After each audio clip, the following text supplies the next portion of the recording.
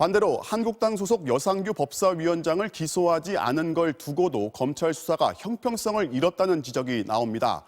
최입의 의원을 감금하는데 이렇게 소파까지 옮겨서 문을 막는 등 적극 가담했는데 검찰이 그의 건강까지 고려해서 기소유예 처분한 게 일종의 봐주기란 겁니다. 당시 상황을 다시 보면서 판단해 보시기 바랍니다. 이동경 기자입니다.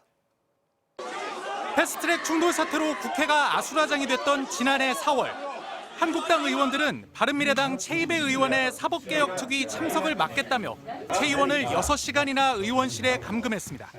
경찰과 소방 쪽에 연락을 해서 감금 상태를 풀어달라고 요청을 했고요. 필요하다면 진짜 여기 창문을 뜯어서라도 나가야 되는 거 아닌가 싶습니다.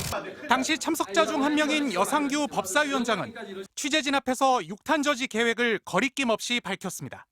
사보임 자체가 저희는 적법하다고 보지 않기 때문에 저희가 몸으로 막는 겁니다. 실제로 이날 찍힌 영상에는 여상규 위원장이 소파까지 끌어다 의원실 문을 막는 등 불법 감금에 적극 가담한 모습이 담겼습니다. 위원장님까지 이러시면 안 돼. 이처럼 불법 감금에 가담한 사실이 분명한데도 검찰은 여 위원장을 기소유예 처분했습니다. 기소유예는 범죄가 경미하고 피의자가 깊이 뉘우칠 때 내려지는 처분이지만 여상규 위원장은 전혀 달랐습니다. 여 위원장은 특수감금 등의 혐의로 고발당했지만 끝내 출석 요구를 거부했습니다. 뿐만 아니라 국회 법사위원장으로 검찰을 향해 노골적 압력성 발언을 거듭했습니다. 순수한 정치 문제입니다. 사법 문제가 아니에요. 검찰에 함부로 손댈 일도 아니에요. 여 위원장은 오늘 총선 불출마를 선언하는 자리에서도 본회의에서 패스트트랙 법안을 육탄 저지하지 않은 당 지도부를 나무랐습니다. 저는 몸으로 막아내야 된다고 생각했고요.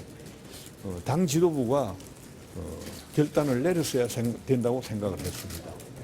이와 관련해 한 검찰 출신 변호사는 국회 회의를 방해한 건 사안이 중대한 데다 반성도 없고 합의도 불가능해 기소유예에 해당한다고 보기 힘들다고 밝혔습니다. 패스트트랙 검찰 수사와 관련해 윤석열 검찰총장은 국회 답변에서 수사 결과로 말하겠다고 자신했습니다.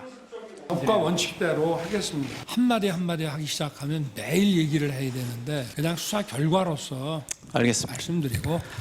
하지만 오늘 발표된 수사 결과가 과연 법과 원칙에 따른 것인지 숱한 의문을 낳고 있습니다.